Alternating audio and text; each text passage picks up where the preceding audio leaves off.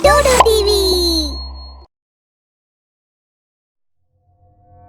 वो उड़ा जा रहा था आसमान की सर्द हवाओं में, पृथ्वी से दूर अंतरिक्ष की ओर। उसे लग रहा था किसी ने उसका हाथ पकड़ रखा है। तुम कौन हो? कहाँ लिए जा रहे हो? तुम जो कोई भी हो, दूत, भूत, देव, दानव, मुझ पर रहम करो, मुझे छोड़ दो। अचानक जिस हाथ ने पकड़ कर रखा था, उसने शिवा का हाथ छोड़ दिया। अब वो पृथ्वी की ओर गिरने लगता है। हे भगवान, ये क्या हो रहा है? मेरा सिर जमीन से टकरा जाएगा और मेरा काम तबाह हो जाएगा। ये सोचकर वो कांपने लगता है, पसीने छूट जाते हैं। एक बार फिर वो चिल्लाता है, कहीं मुझे पकड़ना, नहीं तो मैं मर जाऊंगा। अचानक उसके पैर की पिंडली किसी ने जकड़ ली और उसे पृथ्वी पे जाने वाली जगह, पृथ्वी के चारों ओर गोल गोल कक्षाओं में घुमाने लगी। पैर की तरफ से वो घूम रहा था और उसके दोनों हाथ हवा में लहरा रहे थे। कभी खेत खलिहान तो कभी नदी नाले, कभी पहाड़ तो कभी समुद्र के ऊपर से गुजर रहा था। अचानक एक ऊंचे पहाड़ का टीला इसके सामने आने लगा। जिसने इसे पकड़ रखा था, उसे इसकी परवाह नहीं थी। क्या फिर से मेरी मौत आ गई? वो चिल्लाया और चिल्लाया, जोर से चिल्लाया। अब पकड़ने वाले ने इसका पैर छोड़ दिया। यह आसमान से उल्का पिंड की तरह पृथ्वी की ओर गिरने लगा और गिरा तो एक कीचड़ भरे तालाब में छपाक से गिरा। वो डूबता चला गया, डूबता ही जा रहा था। उसका दम घुटने लगा। वो जोर जोर से सांस लेने लगा और खो खो करके चिल्लाने लगा और छटपटाने लगा।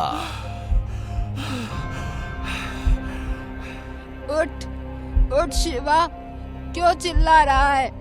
कितनी बार कहा है कि पानी पीकर सोया कर, बुरे सपने नहीं आएंगे। दादी, मुझे बचाओ।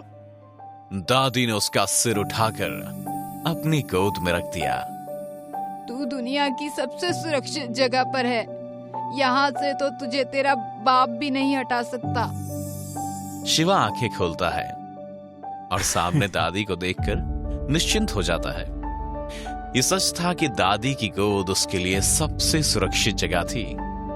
दादी के साथ होने पर ना उसे माँ काम करने के लिए डांटती मारती थी, ना ही पापा पढ़ने के लिए जबरदस्ती करते थे।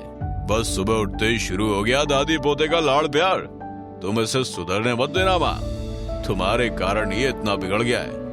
और ये क्या, तेरा एक पैर का मोजा कहाँ गया? भुला दिया क्या? शिवा के एक पैर का मोजा गायब था। उसने पलटकर बेड पर देखा, वहां उसे दिखाई नहीं दिया। यही कहीं होगा, ढूंढ लूंगा मैं। नया था, ढूंढ लेना, वरना अब लाकर भी नहीं दूंगा। मेरा शिवा राजा बेटा है, उसको कोई कुछ नहीं बोलेगा। अभी तो ये बच्चा है, देखना जब बड़ा होगा तब ये पूरी दुनिया अपनी मुट्ठी में कर लेगा। दादी, आपने मुझे सुपरमैन समझा है क्या? बेटा, सुपरमैन भी तो तुझ जैसा ही कोई बनता होगा। नहीं दादी, उन लोगों के पास तो पैदाइश के बाद से ही शक्तियां आ जाती हैं। अरे चुप बुड़बक, सब इंसान एक जैसे होते हैं। शक्तियां तो इंसान को खुद विकसित करनी पड़ती हैं। हिम्मत हर किसी के अंदर होती है।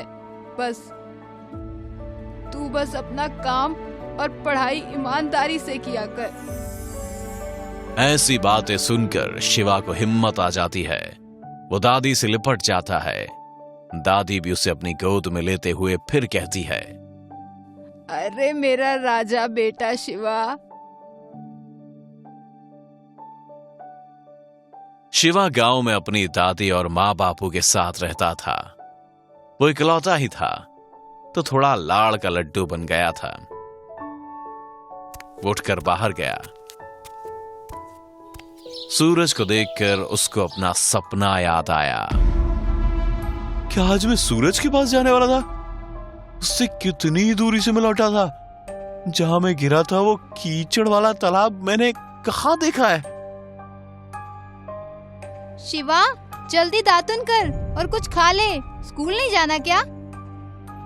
माँ के स्कूल बोलते ही उसे याद आया कि स्कूल से थोड़े आगे वाला ही वो कीचड़ का तालाब है। वो खुश होते हुए खुद से बोलता है, हाँ, मुझे तो स्कूल भी जाना है, साथ ही उस जगह को भी देखाऊंगा। वो जल्दी से तैयार होकर नाश्ता करके और स्कूल बैग लेकर निकल जाता है। वो स्कूल जाने के बजाय पहले उस तालाब को देखने जाता है। ये क्या? यहाँ इतनी भीड़ क्यों है? वो भीड़ से जगह बनाकर अंदर जाने की कोशिश करता है। लोग भीड़ में बातें कर रहे थे। कौन है ये कहां से आ गई? क्या इसे पता नहीं था कि दलदल तालाब है? भैया, और ये चीज क्या है इसके हाथ में? शिवा हाथों की तरफ देखता है तो शॉक्ड हो जाता है। वहां एक बच्ची औंधे मुंह पड़ी होती है और उसके हाथ में शिवा का एक मोजा होता है जो सुबह उसके पैरों से गायब था। ये कैसे संभव है? मैंने जो देखा था वो तो सपना था ना? क्या वो सच था? तभी उस बच्ची के शरीर में थोड़ी हरकत होती है, फिर वो धीरे धीरे करके उठती है। शिवा फिर से उसे देखकर चौंक जाता है। वो हूबहू शिवा की तरह दिखने वाली बच्ची होती है। उन दोनों में बस फर्क इतना ही था कि शिवा के बाल छोटे थे और उस बच्ची के बाल बड़े बड़े। वो बच्ची शिवा को देखती है और गायब हो जाती है। शिवा डर जाता है। वो अपने आसपास के लोगों को देखता है। वो लोग भी उसकी ही तरह हतप्रभ थे। फिर धीरे धीरे भीड़ छटने लगती है।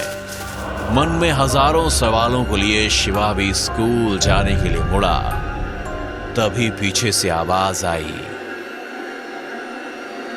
शिवा! वो पीछे पलट कर देखता है।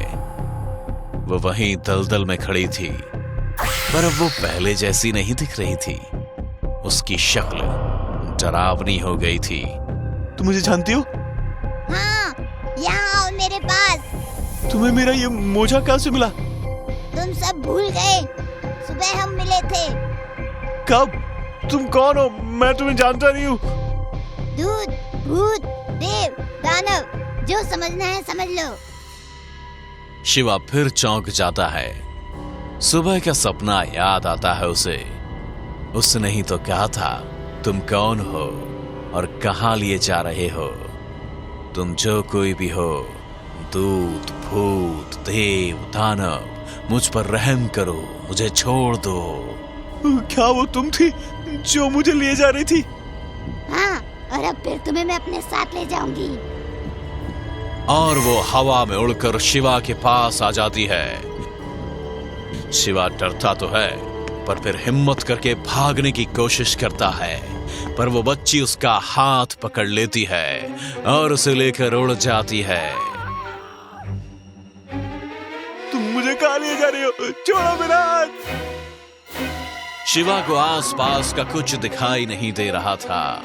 वो इतनी तेजी से हवा में उड़ रही थी कि उसे लग रहा था मानो पल भर में मीलों का सफर तय कर लिया हो।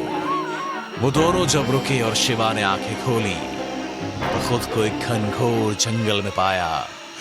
तुम पागल हो क्या? ये कहाँ ले आई मुझे? मुझे घर जाना है। चलो हम खेलेंगे। मुझे नहीं खेलना तुम्हारे साथ। तुम्हें खेलना पड़ेगा, नहीं तो तुम सोच भी नहीं सकते हो कि मैं क्या कर सकती हूँ। तुम क्या कर सकती हो? तुम कोई सुपर गर्ल हो क्या? तुम्हारे पास बहुत सारी शक्तियां हैं, तो उसका सही इस्तेमाल करो ना। मेरे पीछे क्यों बर्बाद कर रही हो? बच्ची को शिवा की बातों पर गुस्सा आ जाता है। वो ऊपर देखती है, एक लंबा पेड़ टूटकर शिवा पर गिर जाता है। वो वो बच्ची उड़कर आती है और उसे पकड़कर उड़ जाती है। फिर जब वो रुकते हैं तो शिवा खुद को एक पहाड़ की चोटी पर पाता है। यहाँ से नीचे फेंक दूं? तुम चाहती क्या हो? क्यों कर रही हो ये सब? मैं तुम्हारे साथ यहाँ रहना चाहती थी पर रह नहीं पाई, तो अब मैं तुम्हें हमेशा अपने साथ ही रखूंगी, तुम्हें कहीं जाने नहीं दूंगी। इधर दलदल के पास वाली भीड़ में एक आदमी था जो शिवा को पहचानता था। उसने जाकर शिवा के बापू को सारी बात बताई। देखो ये क्या कर रहे हैं। मैंने आपको कहा था ना वो एक दिन वापस आएगी। कितनी ही बार वो मेरे सपने में आकर बोलकर गई थी कि मैं शिवा को ले जाऊंगी। ये कहकर वो जोर जोर से रोने लगती है। शिवा की दादी उसे चुप कराते हुए बोलती है, रो मत, कुछ उपाय सोच। वो मेरे शिवा को अपने साथ ले जाएगी। तू माँ है, तू ऐसे हिम्मत हारेगी तो कैसे काम चलेगा। तभी शिवा की माँ अपने रूम में जाकर एक फोटो फ्रेम निकालती है। बापू और दादी भी आ जाते हैं वहां। शिवा की माँ उस फोटो को देखकर बोलती है, तू तो चली गई, अब अपने भाई को भी अपने साथ ले जाएगी क्या? मैं तो तुझे भी नहीं खोना चाहती थी। तभी वो बच्ची शिवा के साथ वहां प्रकट हो जाती है। वहां वो बच्ची नॉर्मल हो जाती है। वो लोग उसे देखकर चौंक जाते हैं। हूबहू शिवा जैसी दिखने वाली ये बच्ची दीवा थी। माँ, तुम मेरे लिए रो रही हो? दीवा,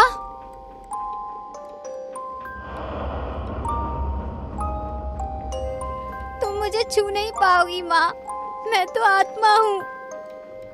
तुम मेरी माँ को माँ क्यों कह रही हो? ये तो तेरी जुड़वा बहन है, तुझसे 5 मिनट छोटी थी ये। तुम दोनों बीमार थे, ये मर गई थी, पर तू भी बीमार था तो हमने तुझ पर ध्यान देना जरूरी समझा और इस कारण इसका संस्कार भी नहीं कर सके। तू अब क्यों आई है? तुम लोग शिवा से कितना प्यार करते हो, पर मुझे सब भूल गए। ऐसा नहीं है दीवा, हम सब हमेशा तुझे याद करते हैं। बस हम शिवा को तेरे बारे में नहीं बताना चाहते थे। शिवा की कुंडली में लिखा है कि जब उसे तेरे बारे में पता चल जाएगा तो तू उसे अपने साथ ले जाएगी। तू इसे अपने साथ ले जाने आई है क्या? हाँ, तू भी चली गई, ये भी चला जाएगा तो हम लोग कैसे जिएंगे? माँ, ये हमारे साथ नहीं रह सकती क्या? तू तो शक्तिशाली है ना, यही रह जा हमारे साथ। पर तुम मेरे साथ चल सकते हो? नहीं, मैं कहीं नहीं जाऊंगा। मैं माँ, बापू, दादी के साथ रहना चाहता हूँ। माँ, तुम सच में मुझसे प्यार करती हो ना?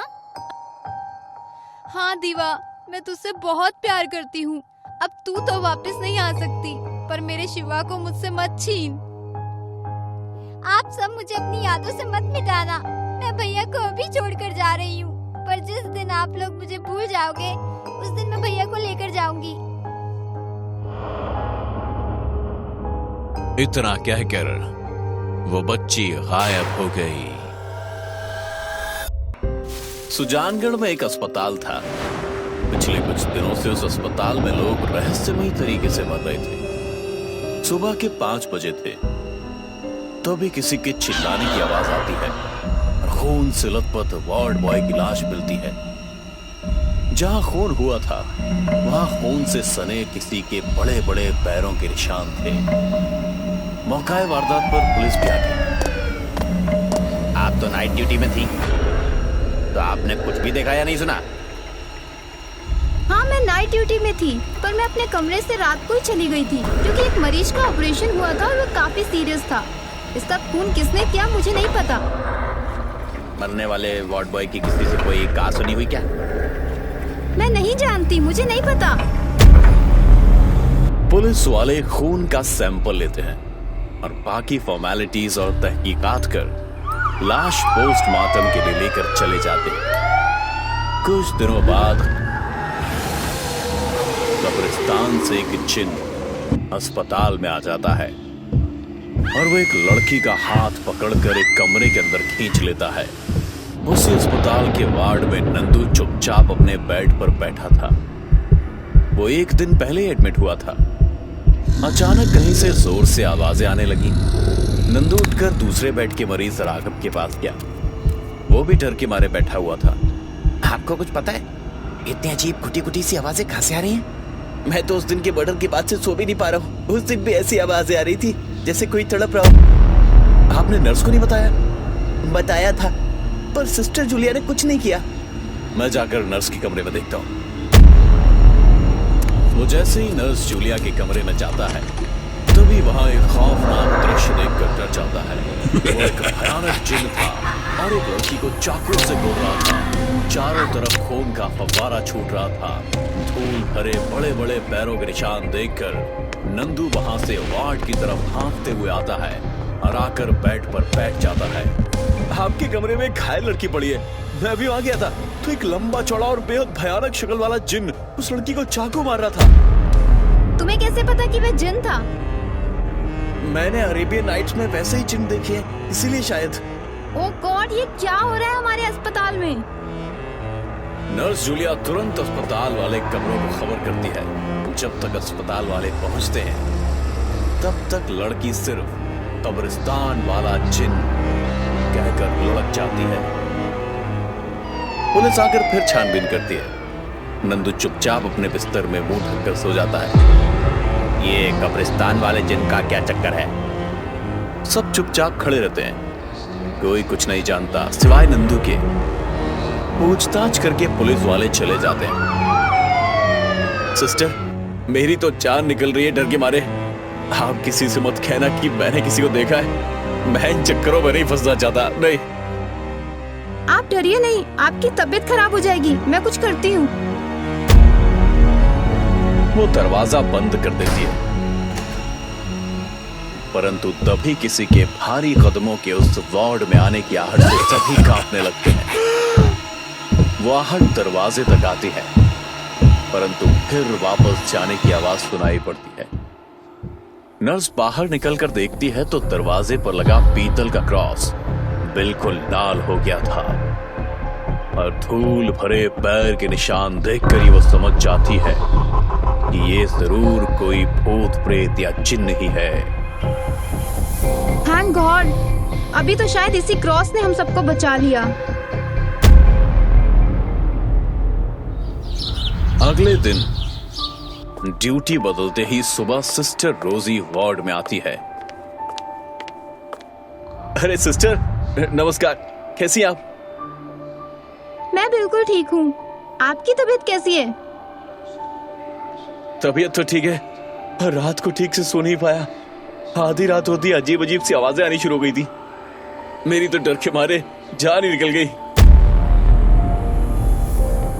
अच्छा, उस मर्डर की वजह से आप डर गए होंगे। सिस्टर, मैं उस रात को नर्स के रूम में गया था, लेकिन उस कमरे में खौफनाक साहिब किसी लड़की को मारते हुए देखकर वहां से भाग चला था। हाँ, पुलिस तहकीकात कर रही है। मैडम, ऐसे मामलों में पुलिस कुछ नहीं कर पाएगी।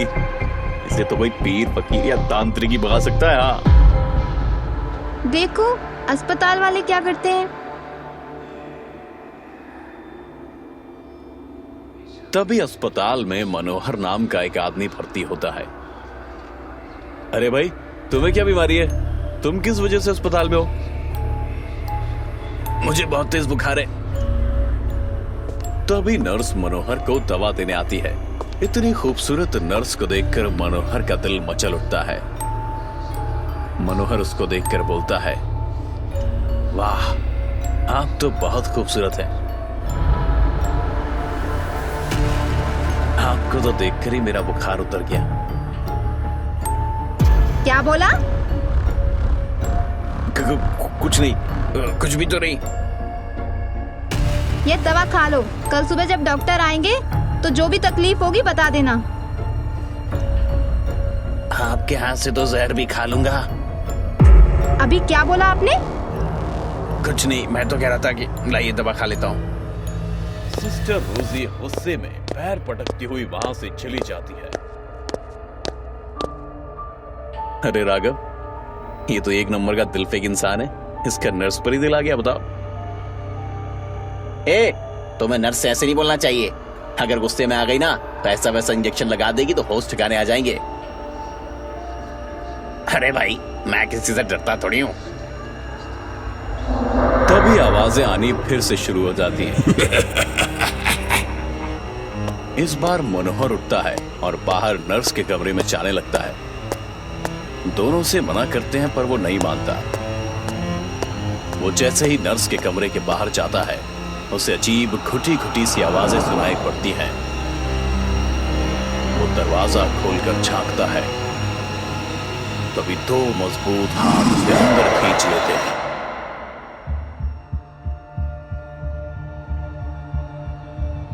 अरे राघव, मनोहर अभी तक नहीं आया। लगता है सचमुच उसने किसी रोजी सिस्टर को अपनी मीठी बातों के जाल में तो नहीं फंसा लिया है। हाँ यार, चलो देखते हैं। जैसे ही वो दोनों नर्स के कमरे में जाते हैं, बाहर से ही जोर जोर उठापटक की आवाज सुनाई पड़ती है। अरे यार, उसी कमरे में तो अभी अभी मनोहर गया था।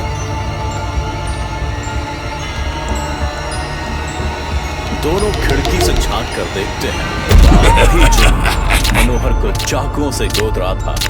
चारों तरफ खून का फव्वारा छूट रहा था। मनोहर जमीन पर बड़ा तड़प रहा था। अरे बाप रे, बचाओ, ये अस्पताल तो भूतिया है। मनोहर को मार डाला, अब वो किसी को नहीं छोड़ेगा। दोनों अस्पताल से निकलकर भागते हैं। अरे तुम दोनों कहाँ भागे जा रहे हो? अस्पताल का बिल कौन चुकाएगा? तुम भी हमारे पीछे आओ। नर्स के कमरे में जिन्न है, उसने आज एक नए भर्ती हुए मरीज का खून कर दिया है। क्या? रुको, मैं भी चलता हूँ। गार्ड भी उनके पीछे हो लेता है। वे तीनों रात के अंधेरे में भागते भागते खाली पड़े मकान में, जो कि अभी पूरा नहीं बना था, उसी में घुस जाते हैं और दरवाजा बंद कर लेते हैं। तभी उन्हें भारी कदमों की आहट सुनाई देती है। अरे बाप रे, लगता है वो सूंघता हुआ यहाँ तक आ गया। लगता है वो आ गया। हाँ भाई, कोई आवाज नहीं करना। तभी दरवाजे पर उसके भारी कदमों की आहट सुनाई पड़ती है। आज तो मैं तुम सबको नहीं छोड़ूंगा। तुम लोगों ने मुझे देख लिया है और तुमने ही शोर मचाया था ना। तीनों एक दूसरे से चिपक कर बैठ जाते हैं। तभी भड़ाक से दरवाजा खुलने की आवाज आते ही नंदू चौकन्ना हो जाता है। जैसे ही वो कमरे में घुसता है, तीनों उस पर हमला कर देते हैं। खूब गुत्थम गुत्था होती है। तीनों के एक साथ हमला करने पर घबराकर वो भागने लगता है। तभी नंदू के गले में पड़ी ताबीज उस जिन्न से टकरा जाती है, परंतु तभी सब आश्चर्यचकित हो जाते हैं। जिन्न उस ताबीज के छूते ही ऐसे छिटकता है जैसे उसे करंट लग गया हो। हैं? ये क्या हुआ? तुम अपने गले से ये धागा निकाल के फेंक दो। कौन सा? ये ताबीज? नहीं, मैं तो इसको नहीं निकाल सकता। तो मेरी माँ ने मुझे बचनाया था। नंदू, अभी भी पकड़ लो। झट से तीनों एक दूसरे का हाथ थाम लेते हैं। तब तक ये ताबीज निकाल कर उस जिन्न के ऊपर फेंक दो। नंदू बड़ी सावधानी से ताबीज निकालकर उसके ऊपर फेंक देता है। अचानक ये क्या किया तुमने? मेरी सारी शक्तियां खत्म कर दी। मेरे बाबा, मुझे माफ करना। नंदू उसको शिथिल होते हुए देखकर ताबीज उसके ऊपर रख देता है। तीनों बाहर निकलकर तुरंत लकड़ियां इकट्ठा करते हैं और आग जलाकर उस शिथिल पड़े चिन्ह को उसी में झोंक देते हैं। रात का अंधेरा खत्म होने वाला था। वो थू कर उसमें जलकर खाक हो जाता है। देखते ही देखते वो चिन्ह आग में झुलसने लगता है। नंदू भाई, आज तुम्हारी इस ताबीज ने हमारी सबकी जान बचा ली। हाँ भाई, ये जिन्न पिछले हफ्ते 3 खून कर चुका है। चलो जल्दी से अस्पताल, नहीं तो मुझे नौकरी से निकाल देंगे। अब जान बच गई है तो रोटी भी तो कमानी पड़ेगी ना। बेकार में उस बेचारे मनोहर को अपनी जान गंवानी पड़ी। कब्रिस्तान वाले जिन्न से अब अस्पताल वालों को छुटकारा मिल जाता है।